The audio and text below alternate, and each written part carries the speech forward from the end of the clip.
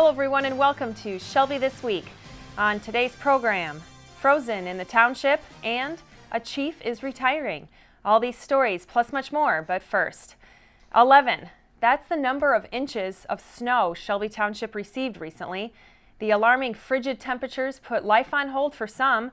Blankets of snow-covered local roads, sidewalks, and rooftops. Township offices closed their doors due to weather. Along with the snow came wind chill warnings, temperatures plummeting below zero, down to negative 30 degrees with wind chill. Then came the wind advisories, gusts of wind blowing snow drifts, creating icy conditions on roadways. Not even salt could help the conditions of the asphalt. Car accidents all over due to icy road conditions. The National Weather Service says record lows of 14 below zero hit our area. The previous record was 3 degrees back in 1942. These freezing temperatures can be dangerous and damaging to your largest investment.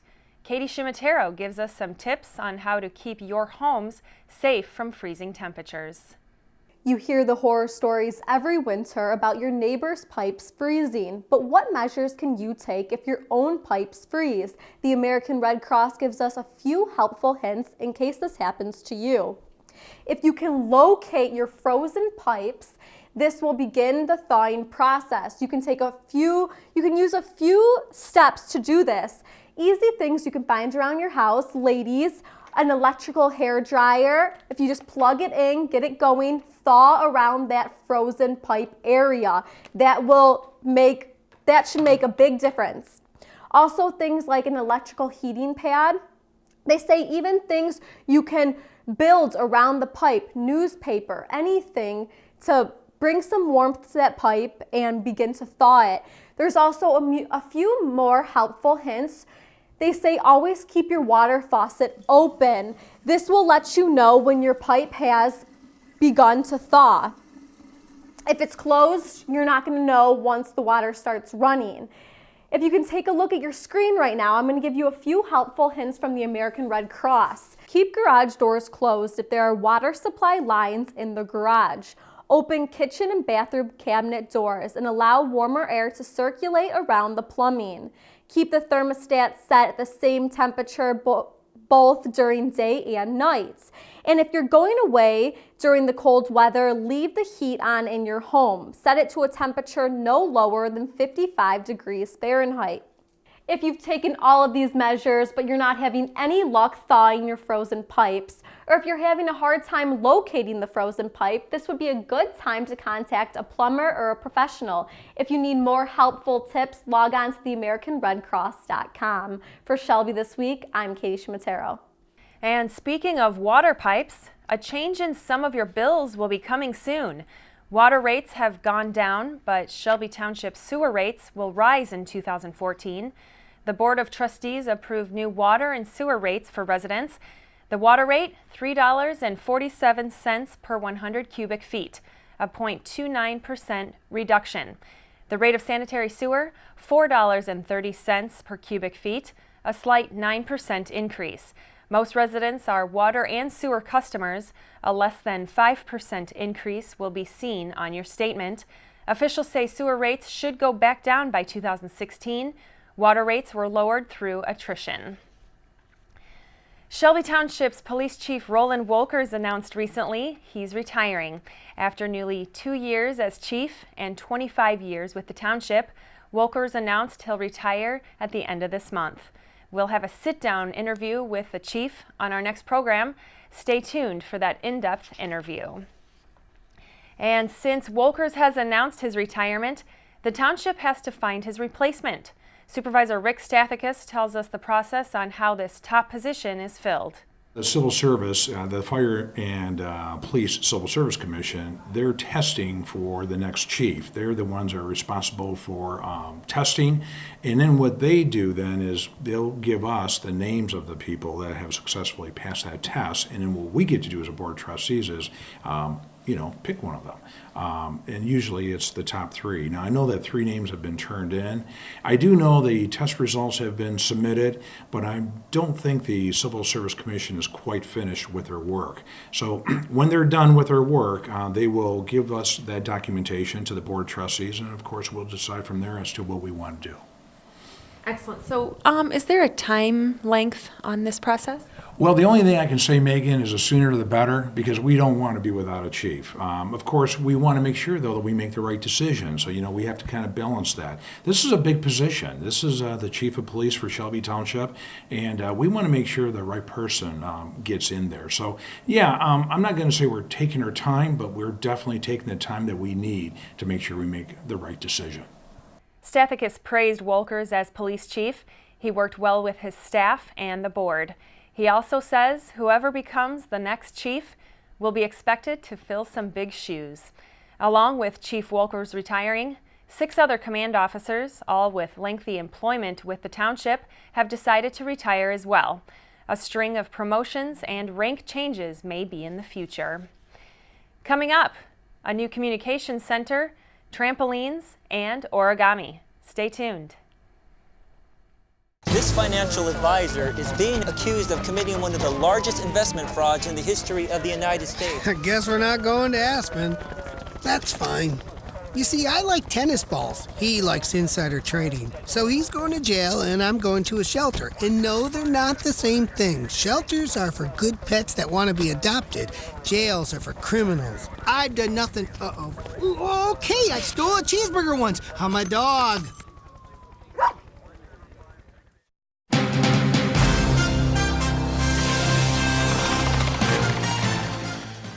Macomb County has a new high-tech tool. It's being touted as the best facility of its kind. Arthur Schink has more.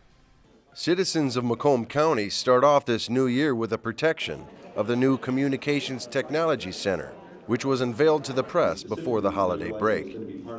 The Macomb County Communications and Technology Center, or ComTech, will be able to monitor countywide traffic conditions, severe weather, and help in the dispatch and management in case of a countywide emergency. At a cost of $3.5 million, ComTech looks pretty impressive with its huge video wall. But don't let the flash fool you. ComTech not only integrates county services, but also better use and performance of those same services. In Macomb County, we had separate dispatch centers for Department of Roads, Emergency Management, the Sheriff's Department, and a whole IT system that was off in another direction. So we had to bring them all together. And so when we sat down and thought of the synergies and what we could create here in Macomb County, we come to find that we had a great opportunity to create something not only for our needs, but expandable for those that really wanted to partake or be a participant in this. So this is what it culminated to, ComTech, Communications Technology Center. It is beyond just the normal police and fire dispatch center. It is going to fully integrate what we do for public safety out on our roads and our highways for the public. And I tell you, to see where we're at today, it started 7 months ago, the actual construction, and we are done today on time and under budget. For Macomb County residents, it'll mean increased response times, better service. We'll be able to get the right resources out there depending on where an incident happens. If we can pull it up through a camera in our video wall, we'll know, do we need, maybe 2 police vehicles out there, or do we need, 2 ambulances? Are there injured people, or are they okay? They're walking around. So it can do a lot of things for us. It's going to be quite the operation. There's a lot of technology enhancements here that are going to benefit us, and it's going to benefit the residents and the first responders, and it's exciting, so we really look forward to it. And as a county resident, Shelby Township will also benefit from the ComTech Center, though hopefully the need never arises.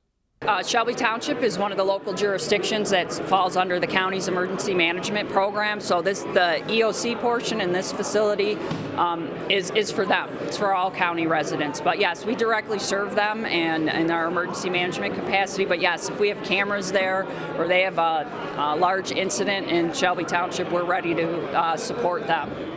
Reporting for Shelby This Week, I'm Arthur Schink. A new business in Shelby has people jumping for joy. SkyZone Trampoline Park held their ribbon cutting recently, located on 23 Mile east of M53. Yay! SkyZone is a unique indoor trampoline park an endless sea of trampolines, all connected to form one massive trampoline surface, enclosed under one roof so you can literally bounce off the walls. Owner Colleen Fitzgerald tells us more. SkyZone is the original indoor trampoline park. We've got a 25,000 square foot facility with a main court for open jump, 3 dodgeball courts for ultimate dodgeball, a sky slam court to dunk basketballs, and a foam zone to jump safely into the foam. We can handle up to 138 jumpers at any one time, so we'll have birthday parties as well as open jump running the entire time we're open. This is the first SkyZone in Macomb County. Other locations are in Canton and Novi. SkyZone in Shelby Township is open for birthday parties, sky aerobics, fitness classes, as well as toddler time. Go to skyzone.com to sign up. As we recently reported, several charity poker rooms have shut down due to falsified books. Now, another poker room has shut down due to suspected illegal gambling. 5 Star Lanes in Sterling Heights had their gambling license suspended. Officials say allegedly ongoing illegal activity caused the closure. The gaming suspension is the 4th in the county. 2 others were Caddis Poker Lounge and Snooker's Poker Room, both located on Hall Road. A big change in voting could help a town save money. The City of Utica Council members adopted a resolution that moves the city's primary and general elections to even years, as well as extended the terms of its elected officials by 1 year. Cost savings was the reasoning behind the change. Between $3,000 and $5,000 will be saved just by moving their elections. By rolling both large and small elections in even years, voters will be able to vote for larger scale and local candidates on one ballot, lessening costs for the City of Utica. Confusing voters was a concern, but cost savings was more important during these tough economic times for Utica. Local kids did a good deed recently. Students at St. Lawrence School in Utica raised $8,400 to benefit hungry children around the world and in Michigan. All proceeds go to Kids Against Hunger, a U.S.-based nonprofit organization that gives students the opportunity to purchase, prepare, pack, and ship healthy, nutritious meals. At the beginning of the year, 30,000 meals were prepped and packed. 1/3 of food prepared goes to local Michigan shelters. Congrats to those students. A variety of different classes are offered here in Shelby Township. If you stop by the Senior Center, you can take a class on something new, even origami. John Martin has more. Korean origami is a great hobby for anyone who's interested in making beautiful art. Thanks to the Korean Paper Foundation, Shelby residents are invited to attend free origami classes to be held right here in the community center. On December 11th, an opening ceremony was held to introduce township residents to this wonderful world of Korean origami. And it's always delightful to welcome other cultures into our community so that they can, in fact, show us what makes America's life just a little bit richer. And certainly the paper cultural arts is important for all kinds of reasons. It's representative of the kinds of things that they do in Korea, most particularly, and in the Far East in general. And the schools have an important role to play in this also, because Utica Schools has a Far East Institute, and certainly Korea is an important element in the development of understanding between the cultures of the Far East as well as the culture that exists here in our community. Anytime that we can bring not just quantity but quality into the lives of the people of our community, we certainly are blessed. And to have this wonderful group of individuals, most particularly the visitors that are here from Korea, to share these experiences with us, we all become just a little bit richer. 종이접기 is a good creative activity for children, but it is also good for seniors. 종이접기 is easy and everyone can do it as a creative activity. 종이접기 paper is always available and close by. You don't need special supplies, you don't need special tools, not dangerous, not heavy. You can use newspaper, wrapping paper, any paper for you. Look around. But complete project are beautiful, useful, and you feel a great sense of accomplishment.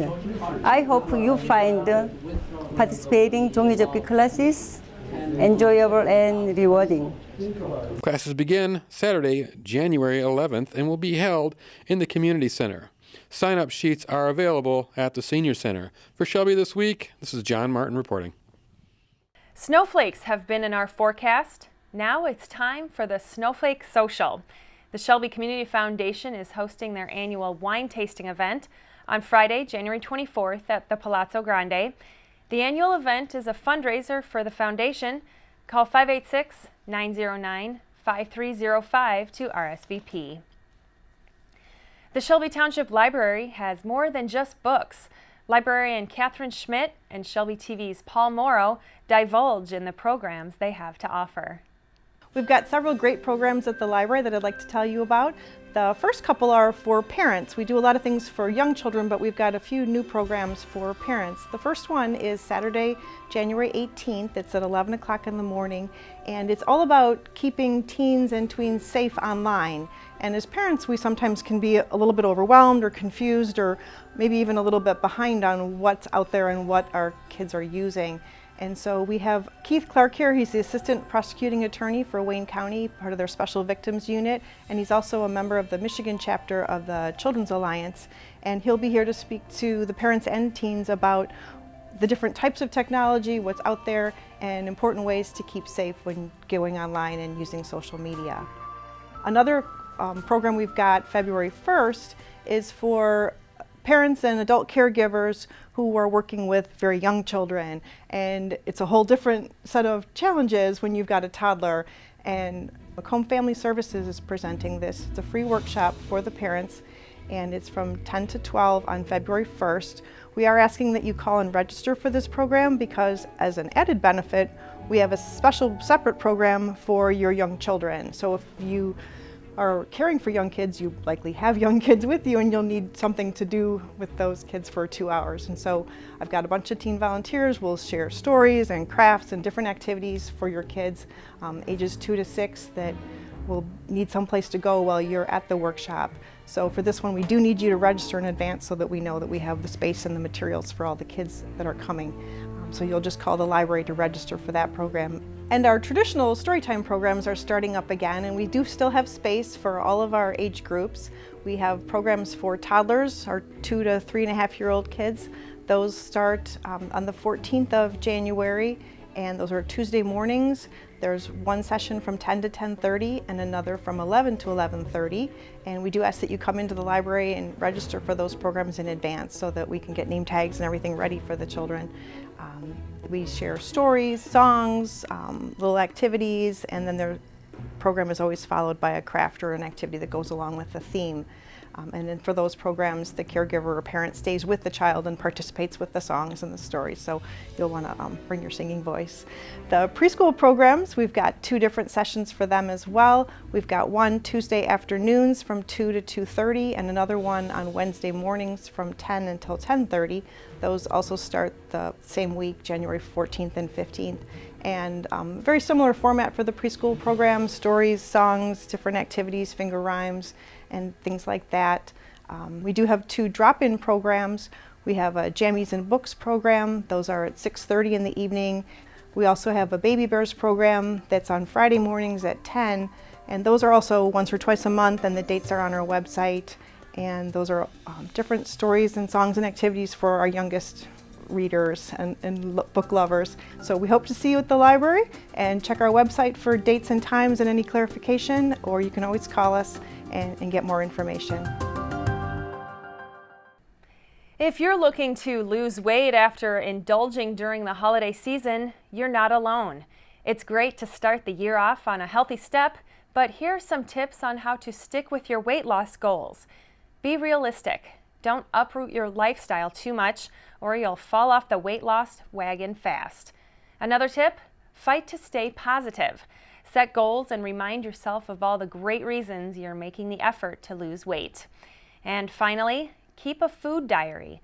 Officials say writing down what you eat and when you ate it visually helps you with losing those extra pounds. Good luck and stay healthy. Up next, a chilly 5K. It happened. This week in history. January 11th, 1805, established by an act of the United States Congress, eastern land once part of Indiana Territory is separated, creating what would become Michigan Territory.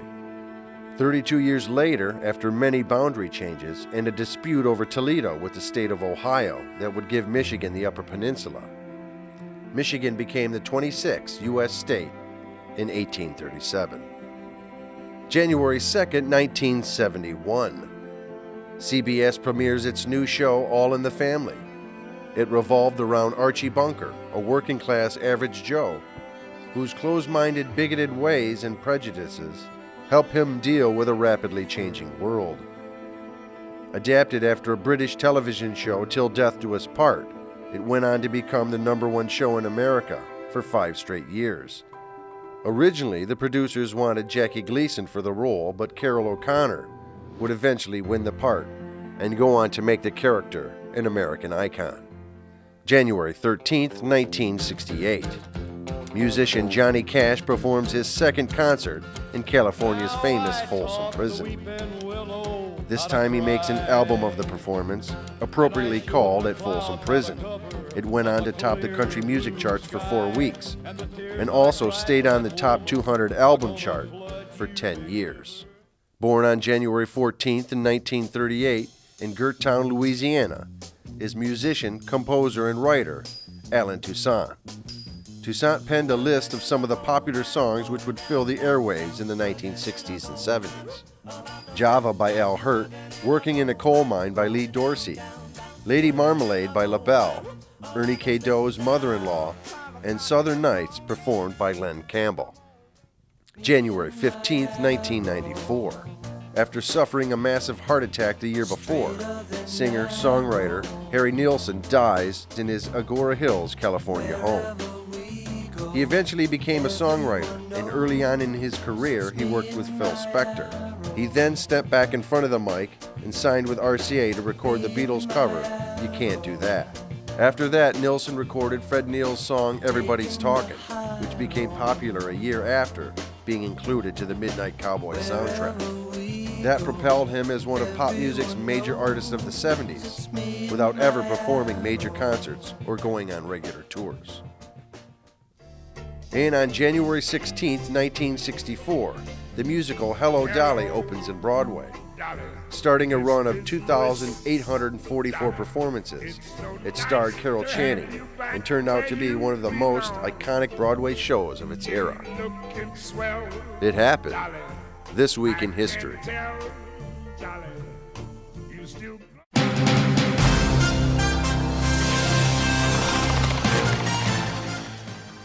A chilly 5K run took place right here in Shelby Township. Alan Hunt reports on a holiday healthy race. Oh, the weather outside was frightful, so local runners decided to run a 5K for a good cause.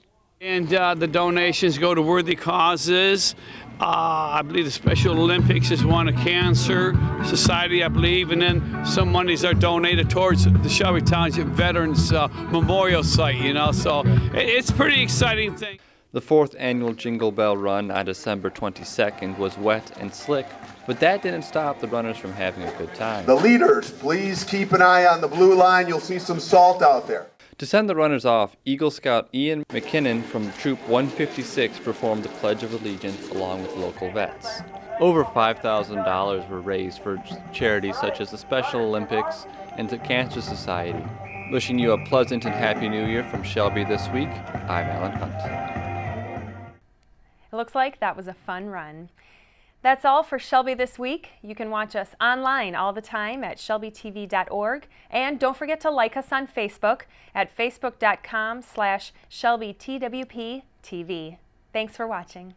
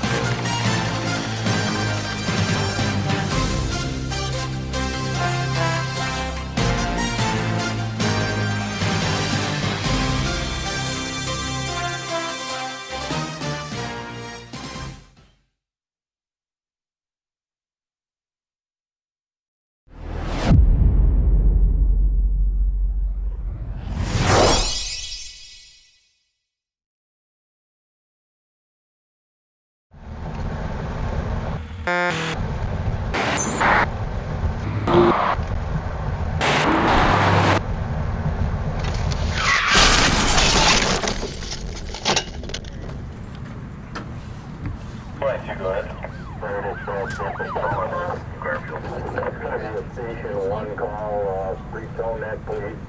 10-4. Captain 4 will be going to that location also.